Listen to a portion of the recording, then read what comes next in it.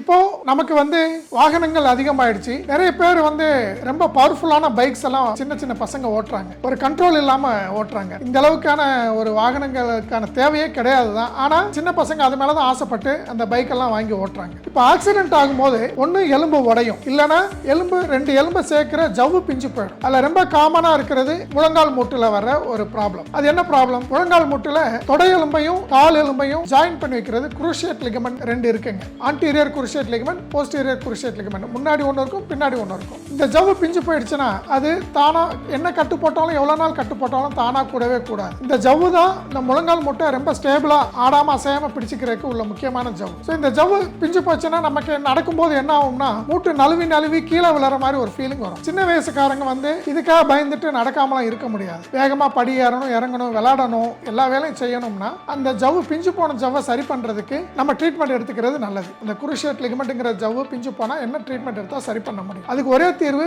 Operation தான். என்ன operation பண்ணுவாங்க? பெருசா முன்னாடி ஓபன் பண்ணி பண்ணுவாங்களா அப்படின்னா அதெல்லாம் கிடையாது. இப்ப நவீனமா ஆர்த்ரோஸ்கோபிக் சர்ஜரின்னு இருக்குங்க. மூணு சின்னதா ஹோல்ஸ் போட்டு, வயிற்றுல லேப்ரோஸ்கோபின்னு ஹோல்ஸ் போட்டு பண்றாங்க. அது மாதிரி மூட்டுலையும் மூணு சின்ன ஹோல்ஸ் போட்டு ரொம்ப ஈஸியா அதை சரி பண்ண முடியும். ஆபரேஷன் பண்ணா 2வது நாளே உங்களை நடக்க வச்சிட முடியும். அதுக்கப்புறம் நல்ல எக்ஸசைஸ் பண்ணி மூவ்மெண்ட்ஸ்லாம் ரீகெயின் பண்ணிட்டு 3 to 4 வீக்ஸ்ல பழையபடி எல்லா வேலைக்கும் போக முடியும். விளையாட்டு விளையாடணும்னா மட்டும் ஒரு 2 to 3 months ஆகணும். மற்றபடி ரொட்டீன் ஒர்க் எல்லாமே 1 monthல தாராளமா எல்லாரும் இது சரி பண்ண பிறகு வேலைக்கெல்லாம் போக முடியும்.